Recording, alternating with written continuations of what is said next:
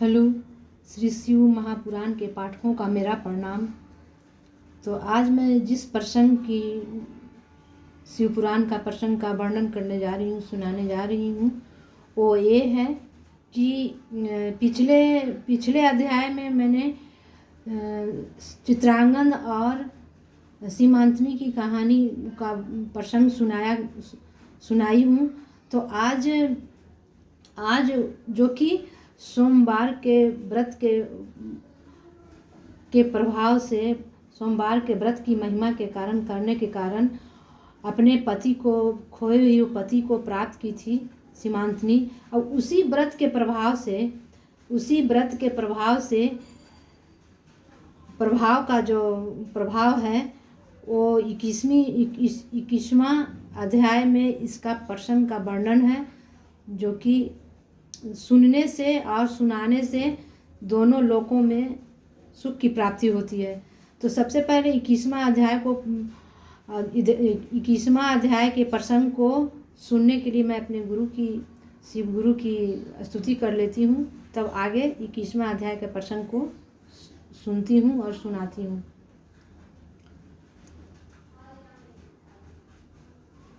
गुरुर्ब्रह्मा गुरुर्विष्णु गुरुर्देव महेश्वरः, गुरुर्साक्षात् परब्रह्म तस्मै श्री गुरवे नमः।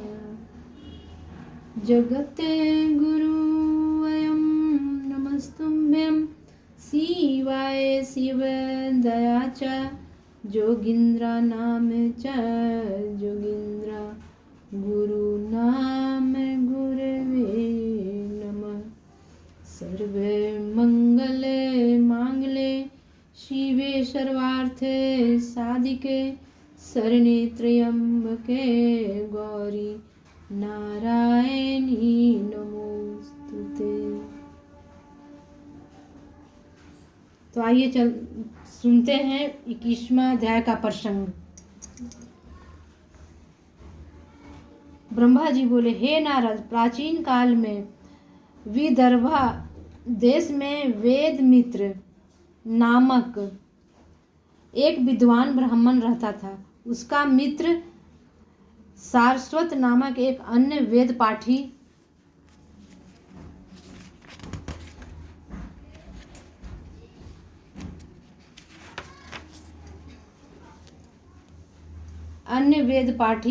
ब्राह्मण था। कुछ समय उपरांत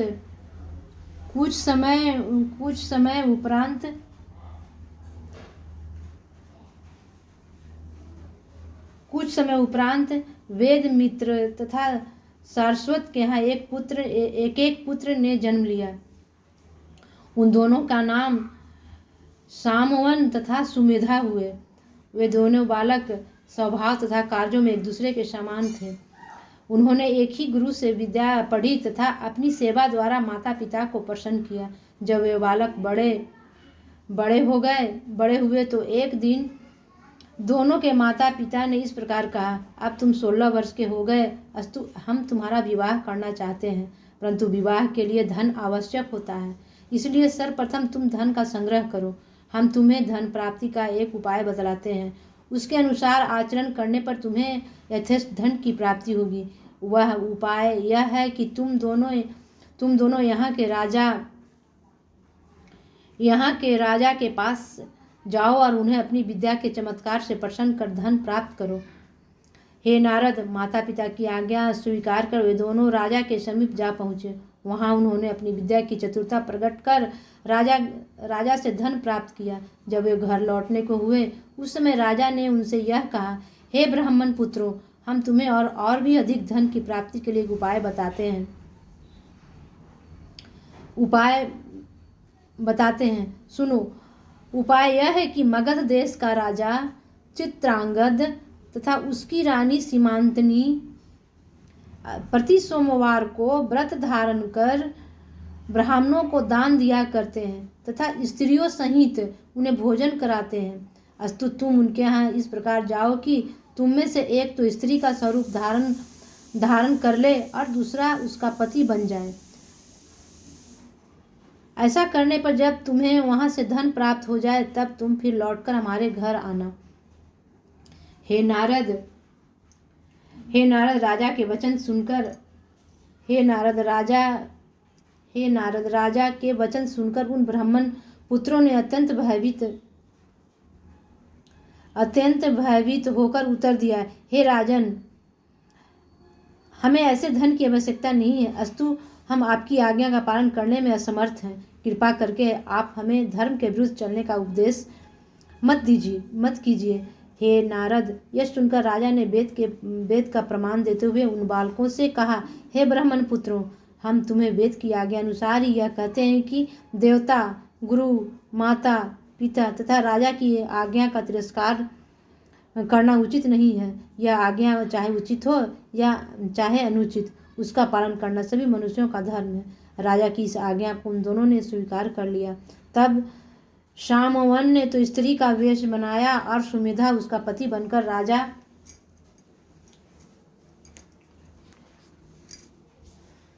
राजा चित्रांगद के समीप जा पहुंचा। संध्या के समय शिव पूजन करने के उपरांत जब राजा रानी ने सभी ब्राह्मणों को उनकी पत्नियों सहित शिव पार्वती का रूप धारण जानकर दान देना आरंभ किया, तब सुमेधा और शामवन भी पति पत्नी के रूप में उसके सम्मुख उपस्थित हुए। उस समय रानी सीमांतनी शामवन को कृत्रिम नारी के रूप में देखकर बहुत हंसी। फिर राजा रानी ने उन दोनों को गौरी शंकर का स्वरूप जानकर पूजा तथा भोजन आदि कराकर बहुत दक्षिणा देने के उपरांत विदा किया। वहां से छुट्टी पाकर जब दोनों ब्राह्मण पुत्रों अपने घर की ओर चले और बीच में एक वन में पहुंचे, उस समय स्त्री रूप धारी शामवन के हृदय में ठीक वैसे ही भाव जागृत हुए जैसे एक काम पीड़िता नारी के हृदय में होते हैं। उस अवस्था में उसने सुमेधा को संबोधित करते हुए यह कहा, देखो, यह वन भोग विलास करने के लिए कैसा उपयुक्त है। आओ हम तुम दोनों यहाँ मैथुन करें। शामवन की बात सुनकर सुमेधा ने यह समझा कि वह हंसी कर रहा है, अस्तु वह मुस्कुराता हुआ बिना कोई उत्तर दिए आगे बढ़ने लगा। कुछ दूर और चलकर स्त्री रूपधारी शामवन ने फिर पहले के समान काम पीड़ता होकर उससे कहा, हे पति, इस समय कामदेव के वाणों से मैं अत्यंत दुखी हो रही हूँ। भला तुम मेरे साथ रति क्यों नहीं करते हो? जब तक तुम मेरे साथ रति नहीं करोगे मुझसे आगे नहीं चला जाएगा, अतः तुम मेरी इच्छा को पूर्ण करो। इन शब्दों को सुनकर जब सुमेधा ने पीछे मुड़कर देखा तो उसे ज्ञात हुआ कि वास्तव में ही शामवन एक परम सुंदरी स्त्री के रूप में बदल गया है और उसके नेत्रों में काम वासना प्रकट हो रही है। तब उसने उसे संबोधित करते हुए कहा, हे शामवन, तुम वेद पाठी, ब्रह्मचारी, निष्पाप ब्राह्मण पुत्र हो, फिर भला मुझसे ऐसी बातें क्यों कर रहे हो? हे नारद, सुमेधा के यह वचन सुनकर शामवन ने, जो कि उस समय वास्तव में पूर्ण रूप स्त्री हो चुका था, इस प्रकार कहा, हे पति, यदि तुम्हें विश्वास न हो तो मेरे गुप्त अंग को देख लो, उससे तुम्हें विदित हो जाएगा कि अब मैं पुरुष नहीं अपितु स्त्री हूँ। यह सुनकर सुमेधा ने अत्यंत आश्चर्य में भरकर जब उसके अंगों की ओर दृष्टिपात किया तो यह जानते हुए देर न लगी कि वास्तव में शामवन का कथन सत्य है। इस आश्चर्य को देखकर वह चकित रह गया और शिव जी का ध्यान करने लगा। तभी उस स्त्री ने इस प्रकार फिर से कहा, हे युवक, मैं काम के वेग में अत्यंत पीड़ित हूँ, तुम मेरी मनोभिलाषा को पूर्ण करो।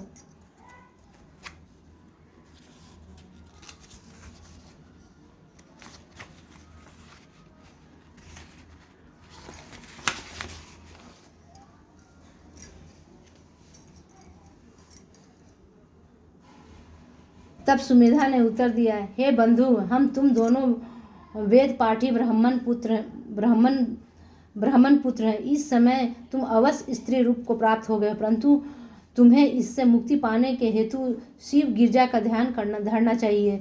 विदर्भ नरेश ने अपनी धूर्तता से हमें ठग लिया है। यदि हम उसके कथनानुसार कार्य नहीं करते तो ऐसी विपत्ति कभी नहीं आती। यदि फिर भी तुम स्त्री बने रहे तो मैं अपने पिता से आज्ञा लेकर तुम्हें अपनी पत्नी बना लूंगा। इतना कहकर सुमेधा ने शिव जी की माया तथा रानी सीमांतनी रानी सीमांतनी के व्रत के प्रभाव की अपने मन में अत्यंत प्रशंसा की। हे नारद, इस प्रकार सुमेधा ने स्त्री रूपी सामवन को बहुत कुछ समझाया, परंतु काम के वशीभूत होने के कारण उसने एक भी बात नहीं मानी। उसने सुमेधा को जबरदस्ती अपने कंठ से लगा लिया। तदुपरांत वे दोनों घर पहुँचे। उस समय दोनों के पिता सब हाल देख अत्यंत क्रुद्ध हो विदर्भ नरेश के समीप गए और उसे संबोधित करते इस प्रकार कहने लगे, हे राजन, तुमने हमारे पुत्रों से ऐसा बुरा कर्म क्यों कराया जो इनमें से एक बालक स्त्री बन गया? अब भला हमारे पितर किस प्रकार मुक्त हो सकेंगे? इस बालक के अतिरिक्त हमारे कुल में कोई अन्य संतान भी नहीं है। सारस्वत ब्राह्मण राजा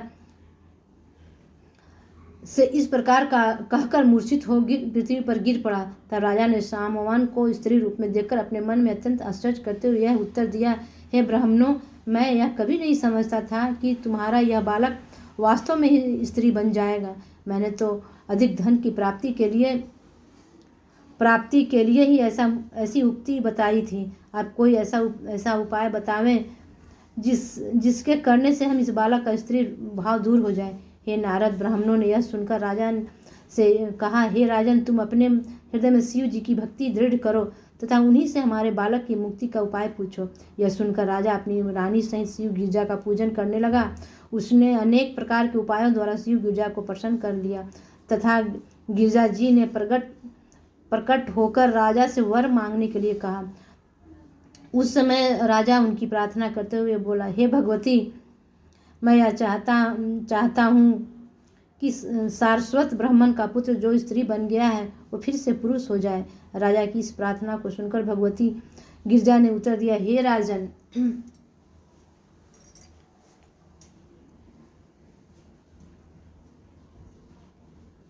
राजन, हम अपने भक्त की किसी भी प्रकार अवज्ञा नहीं करना चाहती। अस्तु तुमसे यह कहती है कि तुम इस बालक का विवाह सुमेधा के साथ कर दो। इतना कहकर जब गिरजा अंतर्धान हो गई तब राजा ने दोनों ब्राह्मणों को बुलाकर सब वृत्तांत कह सुनाया।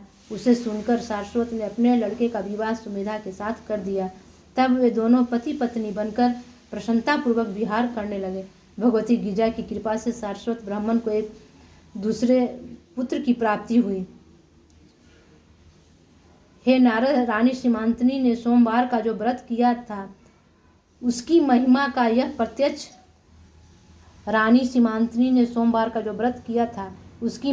यह प्रत्यक्ष चमत्कार तुम्हें मैंने सुनाया है।